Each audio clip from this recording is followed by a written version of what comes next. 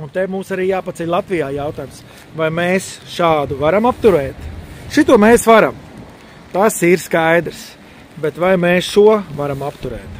Slava Ukraiņiem, slava varoņiem un paldies visiem latviešiem, baltiešiem, eiropiešiem un pasaules cilvēkiem, kas atbalsta mieru un Ukrainas uzvaru. Simboliski vestē.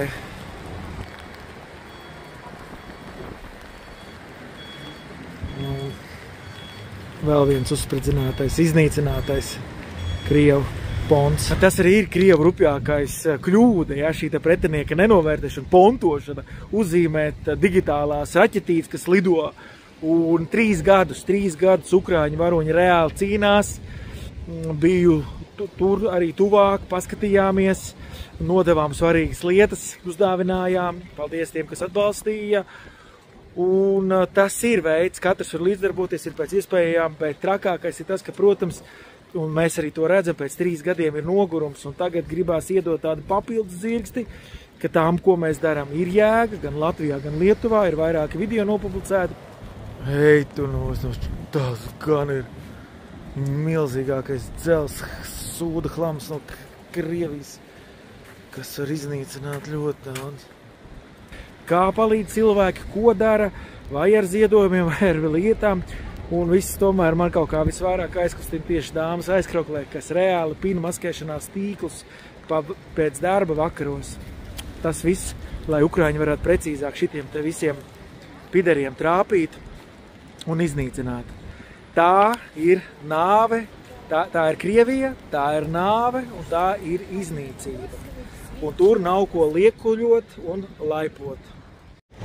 Bija kaut kādā brīdī, kad stāstīja, ka Mariupolē tur cilvēkiem kā Krievi ļāva izbraukt ārā, kad viņi ielīja ceļu un tie no salikuši Lielgabals rindā. Dažiem cilvēkiem informāciju Daugavpilī un Bolderājā, kur mums uzkrāsoja tās krāsas. Šis ir vienkārši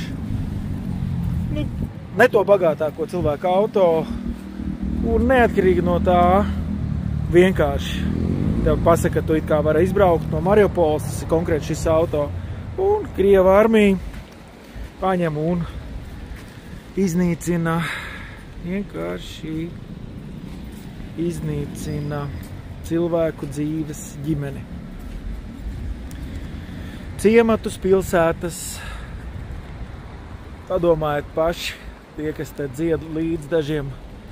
Es domāju, ka te diezgan labi redzams arī simboliski tā pie dievnama nolikt visi tie Krievu hlāmi. Jāatzīst, ka viņi ir diezgan lieli, ļoti liels platums, un, protams, ka tas nāk psiholoģiski var nobīties, bet latviešu karavīri gars, kā arī mūsu kaimiņi, vienot turēsimies pretī šim te sasmirdušajam monstram, kas ir izaudzis Krievijā, kā saka, kaimiņus neizvēlās.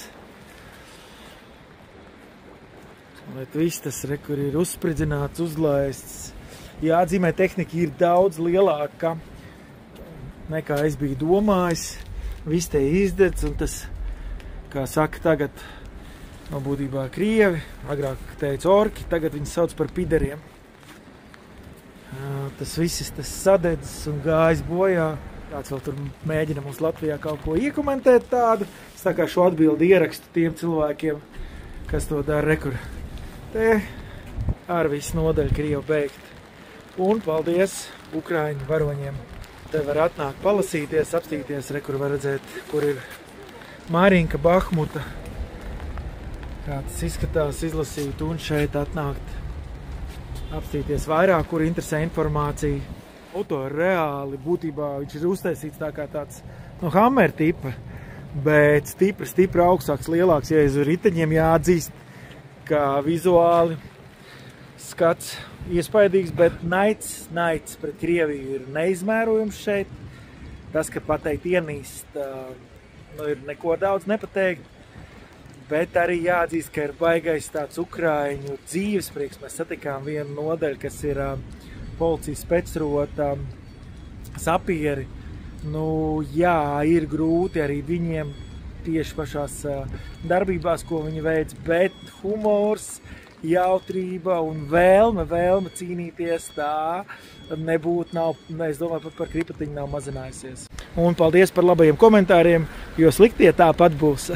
Ienākat zem šī video, paskatieties. Iesaku arī pašiem atbraukt, piedzīvot to, pastīties, redzēt, kā tas notiek, ja kādam ir šaubas, jo mums tas svarīgākais ir, ka mūsu aktīvistu loks kļūst mazāks, tāpēc paldies. Šī mazā lietiņa sociālos ļoti palīdz. Un ja tu vēl dalies, tas vispār ir bomba. Portāls iauto.lv piedāvā